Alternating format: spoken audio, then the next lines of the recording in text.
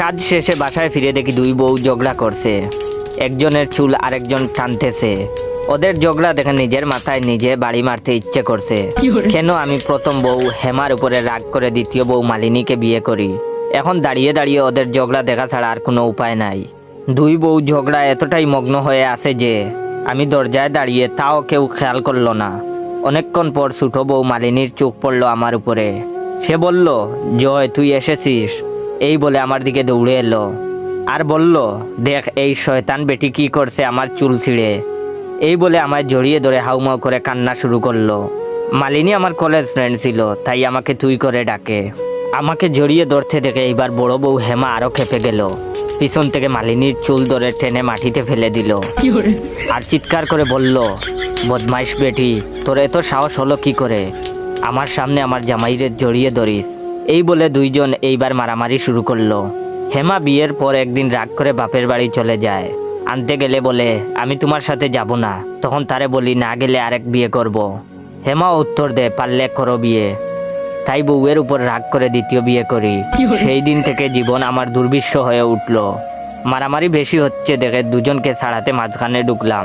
দুজনকে দুদিক নিয়ে জিজ্ঞেস করলাম, কি হয়েছে, ঝগড়া কেন করছো? তখন হেমা বলল, শুনো, আমি তোমার প্রথম বউ, তাই আজকে থেকে তুমি আমার সাথে থাকবে। না হলে বউ থাকার পরও দ্বিতীয় বিয়ে করার অপরাধে জেলে পাঠাবো। এই কথা শুনে মালিনী বলে, আজকে থেকে তুই আমার সাথে থাকবি, না হলে আমিও পুলিশে দিয়ে দিব একটা বউ থাকতে আমাকে ঠকিয়ে বিয়ে করার অপরাধে। এই বলে দুইজন দুদিকে চলে গেল। আমার তো মাথায় হাত, এইবার কার কাছে যাব।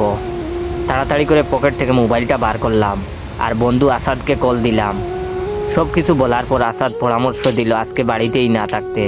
তাই বাসা থেকে বের হয়ে বন্ধুর বাসায় গেলাম। বন্ধু অনেক খাতির যত্ন নিল, প্রাণ ভরে রাতের খাবার খেলাম। তারপর ঘুমিয়ে পড়লাম বন্ধুর সাথে, ফোনটা বন্ধ করে, যাতে কেউ কল না দিতে পারে। সকাল 9টার দিকে কেউ এসে দরজা খোলার জন্য শোরগোল শুরু করলো। আসাদ সাহেব বাসায় আছেন? আসাদ চুপ কসলাতে কসলাতে বিছানা থেকে উঠলো। দরজা খুলতেই দেখলো পুলিশ এসেছে। আমিও পুলিশের কথা শুনে তাড়াতাড়ি রুমের বাইরে গেলাম। তখন পুলিশ বলল, আপনাদের মধ্যে জয় কে? পুলিশের প্রশ্নের উত্তর দিলাম, জি আমি। তখন আমাকে বলল, আপনাকে আমাদের সাথে থানায় যেতে হবে, বড় সাহেবের নির্দেশ। সঙ্গে আসাদকেও। থানায় পৌঁছে দেখি আমার দুই বউ বসে আছে। আমি চমকে উঠলাম ওদের দেখে। জিজ্ঞেস করলাম, তোমরা এখানে কেন? তখন থানার ওসি বলে, তারা দুজন এখানে কি করছে তা আমি বলছি। এই বলে ওসি সাহেব আমার গালে একটা চড় বসিয়ে দিল। মনে হচ্ছে ডান পাশের সবগুলা দাঁত নড়ে চড়ে উঠলো। আমাকে চড় মারছে দেখে বন্ধু আসাদ রেগে মেগে ছুটে আসলো আর বলল, কি ব্যাপার, আপনি আমার বন্ধুকে মারলেন কেন? এই বলতে না বলতে বন্ধু আসাদের গালেও একটা বসে গেল চড়।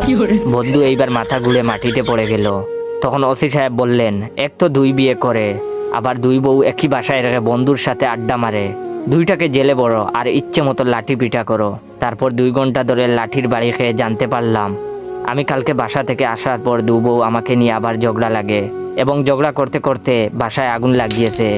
আমাকে বারবার কল করেও কেউ কিছু জানাতে পারেনি, ফোন বন্ধ থাকায়। তাই পুলিশ আমাকে ধরে নিয়ে আসে। বিল্ডিংয়ের অন্য পরিবারগুলো আমার নামে মামলা করেন। ক্ষতিগ্রস্ত হয়েছে প্রায় সবাই, তাই ক্ষতিপূরণ হিসেবে 10 লাখ টাকা জরিমানা করে। এইটা জানার পর বন্ধু আসাদকে ইচ্ছে মতো পিটাতে লাগলাম। ওর কথা শুনে আজকে ঘর বাড়ি টাকা পয়সা বউ সব হারালাম। বউ দুইটাও আমাকে ছেড়ে চলে গেল, সাথে 2 বিয়ের অপরাধে 2 বছরের জেলেরও সাজা পেলাম।